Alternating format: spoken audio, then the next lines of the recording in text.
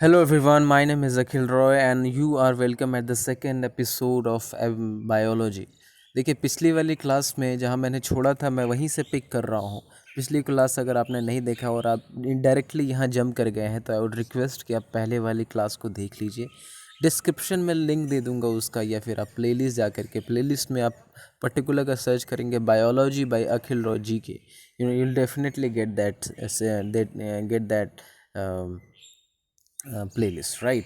तो आज हम पढ़ रहे हैं बायोलॉजी का एपिसोड नंबर 2, जिसमें हम बात करेंगे पार्ट्स ऑफ सेल के बारे में। तो without getting further delays, let's get started. तो देखिए, ये होती हैं parts of cell. Parts of cell के बारे में क्या क्या हमें पढ़ना है। इसमें माइटोकॉन्ड्रिया होता है, जैसे देखो यहाँ माइटोकॉन्ड्रिया है। फिर गोल्जी बॉडी कहाँ है, गोल्जी बॉडी का देखो यहाँ गोल्जी बॉडी है। फिर वॉक्यूल्स, तो वॉक्यूल्स यहाँ है। मैं सबका एक पर्टिकुलर फंक्शन बताऊंगा। सेंट्रोसोम, तो सेंट्रोसोम किधर है, सेंट्रोसोम यहाँ है। देखो सेंट्रोसोम या एंडोप्लाज्मेटिक रेटिकुलेशन, ये जो दोनों हैं स्मूथ और रफ, ईआर जो लिखा है यही एंडोप्लाज्मेटिक रेटिकुलन है। और ये राइबोसोम, सो राइबोसोम आपका कहाँ है, यहाँ देखिए आपका राइबोसोम पड़ जाता है। फिर यहाँ लाइजोसोम यहाँ है। न्यूक्लियस यहाँ है। I am sorry. तो ये पार्ट्स ऑफ सेल के बारे में हमें पढ़ना है, जिसको हम बारी बारी से शुरू करेंगे, राइट। तो चलिए, अब आपको समझ आ रहा है कि ये सेल का एक पार्ट होता है। सेल ऐसे ही दिखता है, अगर सेल को अगर माइक्रोस्कोप से देखा जाता है तो ऐसे ही होता है। किसी भी चीज़ का अगर आप सेल निकाल के देंगे तो ऐसे होगा। और इसमें ये सारे पार्ट्स होते हैं। अब इन पार्ट्स का काम क्या है हमारे बॉडी में, वो हम बात करेंगे, राइट। पहले हम बात करते हैं माइटोकॉन्ड्रिया की। तो देखिए, माइटोकॉन्ड्रिया से 2-3 क्वेश्चन एकदम से उठेंगे ही क्वेश्चन। देखो, पहली चीज़, इसे पावर हाउस ऑफ सेल कहते हैं, राइट। इसको मतलब ये कहते हैं कि इसमें बहुत ज़्यादा एनर्जी होती है। एनर्जी के पीछे रीज़न क्या है, क्योंकि यहाँ ऑक्सीडेशन होता है, O2 का ऑक्सीडेशन होता है। और ऑक्सीडेशन होने की वजह से यहाँ एक क्रेब साइकिल चलती है।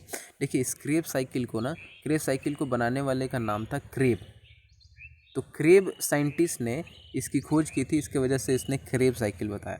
तो ऑक्सीडेशन होने की वजह से क्रेब साइकिल चलती है। और इस क्रेब साइकिल में होता क्या है, 38 ATP का निर्माण होता है, ठीक है, एडिनोसिन ट्राइफॉस्फेट। ठीक है, 38 एडिनोसिन ट्राइफॉस्फेट का फॉर्मेशन होता है, जिसकी वजह से हमें मिलता है एक ग्लूकोज। और ये ग्लूकोज आके ट्रांसफॉर्म हो जाता है एनर्जी में। तो इस तरीके से हमारे पूरे बदन को और पूरे सेल को जो एनर्जी देने का जो काम करता है, इवन सॉरी, पूरे बदन को नहीं, सेल को, पहले सेल आप समझ रहे हैं, तो पूरे सेल को एनर्जी देने का जो काम करता है वो माइटोकॉन्ड्रिया करता है। और इसी की वजह से इसे पावर हाउस ऑफ सेल कहते हैं, राइट।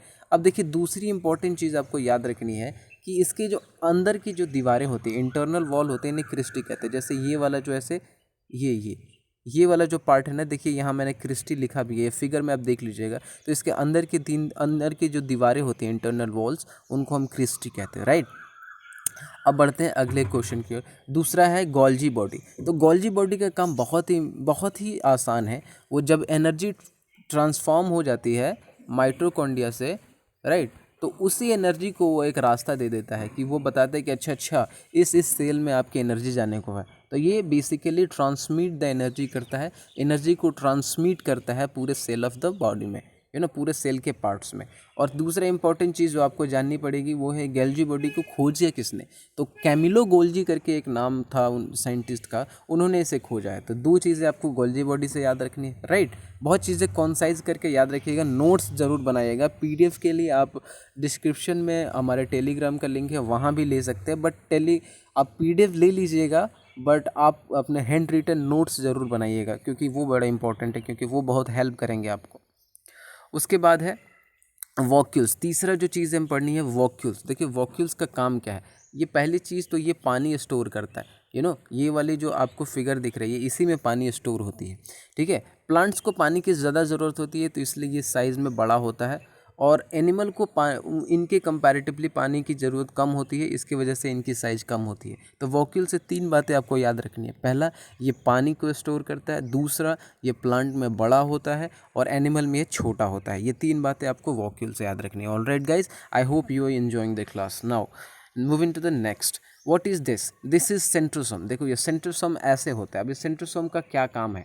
सेंट्रोसोम देखो, अगर सेंट्रोसोम हमारे बदन में नहीं हो तो हमारे जो शरीर पे चोट की वजह से जो काले धब्बे पड़ जाते हैं जीवन भर वैसे ही रहेंगे।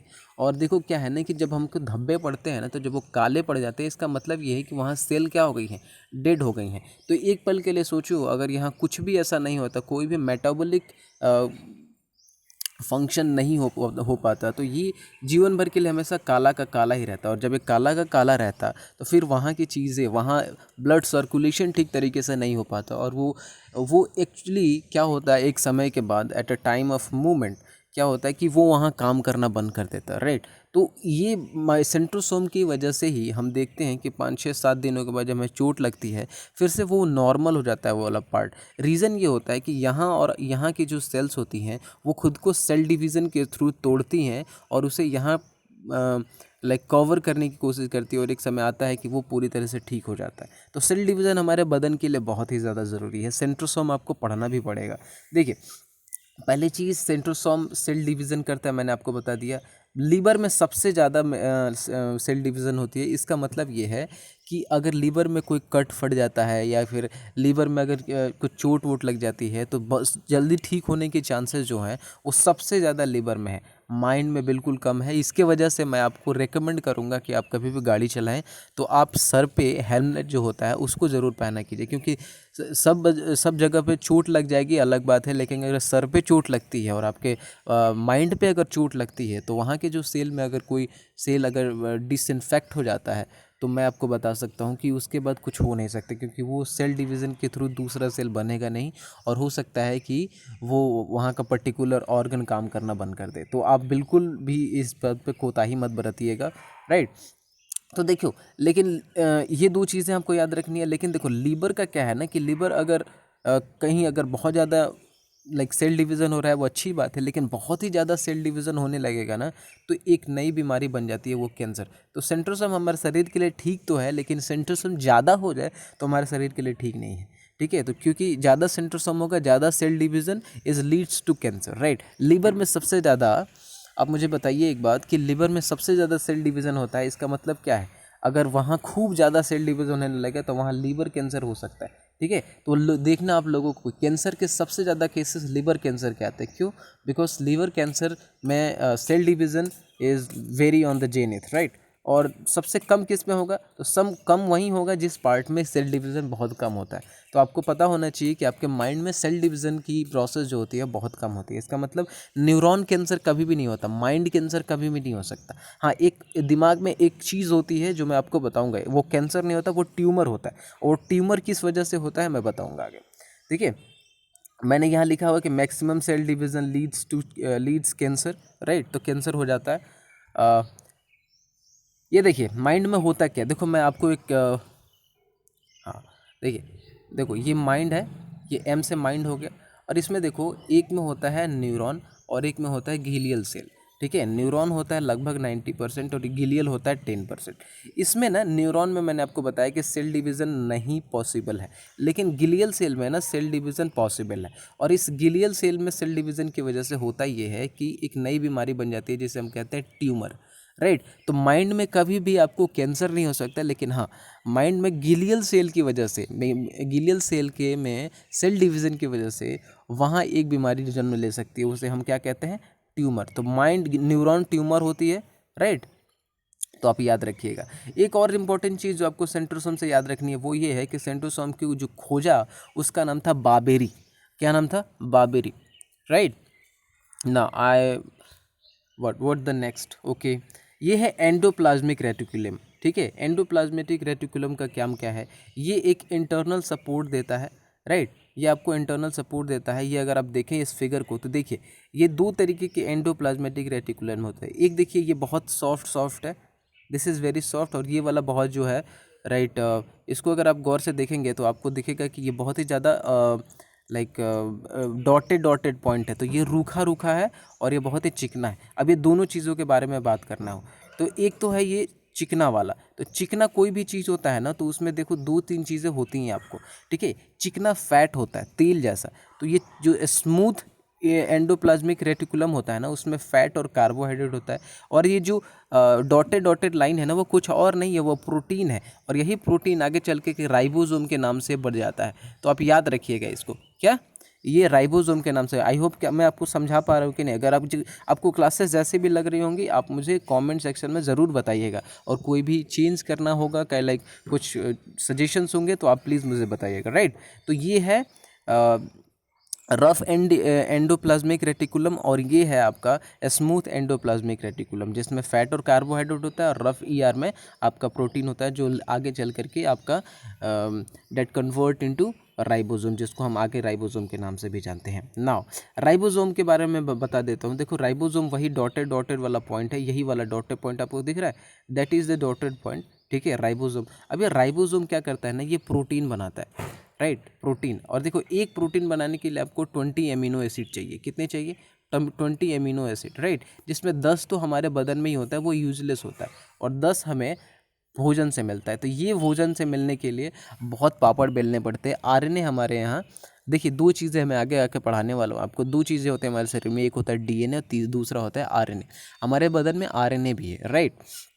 तो आरएनए हमारे लिए 10 एमिनो एसिड का निर्माण करता है, बनाता है, और इस तरह से 10 + 10 मिला करके 20 एमिनो एसिड बनता है, और इस एमिनो एसिड के वजह से हमारे शरीर में प्रोटीन भी बनता है, राइट। तो राइबोसोम का पहला काम कि ये हमारे लिए प्रोटीन बनाता है। दूसरा देखो राइबोसोम के दो पार्ट है, एक 70S राइबोसोम और एक है 80 राइबोसोम, ठीक है। तो ये 70 राइबोसोम है ना, ये प्रोकैरियोटिक सेल में है। जैसे सिंपल ऑर्गेनिज्म जो है ना, सिंपल ऑर्गेनिज्म में प्रोकैरियोटिक सेल्स होते हैं, जैसे अमीबा हो गया, बैक्टीरिया हो गया, इन सारी चीज़ों में, राइट, इनमें प्रोकैरियोटिक सेल्स हैं ये सभी, और इसमें 70S राइबोसोम पाया जाता है। और 80S राइबोसोम जो है ये यूकैरियोटिक सेल में पाया जाता है। यूकैरियोटिक सेल का मतलब कहने का है, जैसे हम जैसे लिविंग बीइंग है, जैसे एनिमल वगैरह, तो इनमें 80S राइबोसोम। तो हमारे में कौन सा राइबोसोम है, 80S राइबोसोम, जबकि अमीबा वगैरह में 70S राइबोसोम है, राइट।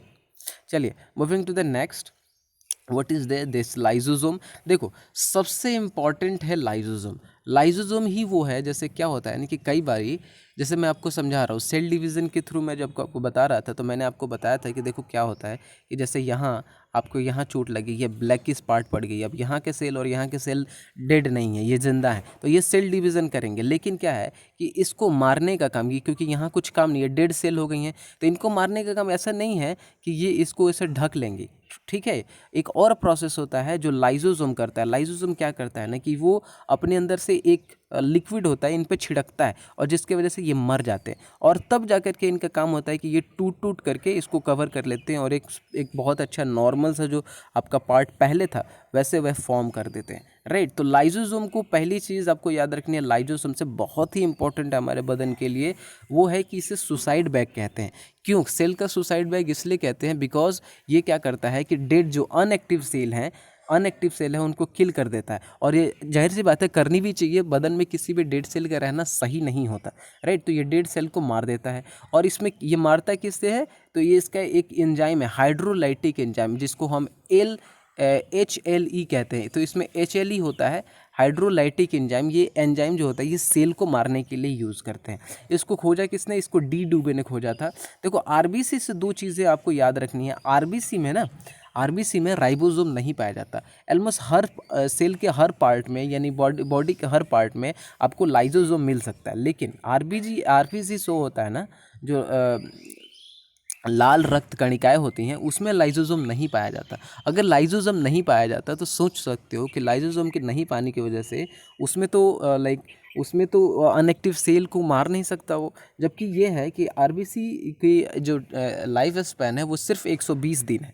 120 दिन के बाद वो मर जाता है। तो फिर आपको ये बात सोचनी पड़ेगी कि 120 दिन के बाद जब वो सेल मर जाते हैं तो फिर उन सेल का होता क्या है। जब लाइजोसोम उनको मार नहीं रहा है तो आखिर मार कौन रहा है। तो देखो आरबीसी में भले लाइजोसोम नहीं होता, लेकिन उसमें स्प्लीन होता है, जिसको हिंदी में लोग प्लीहा कहते हैं, राइट।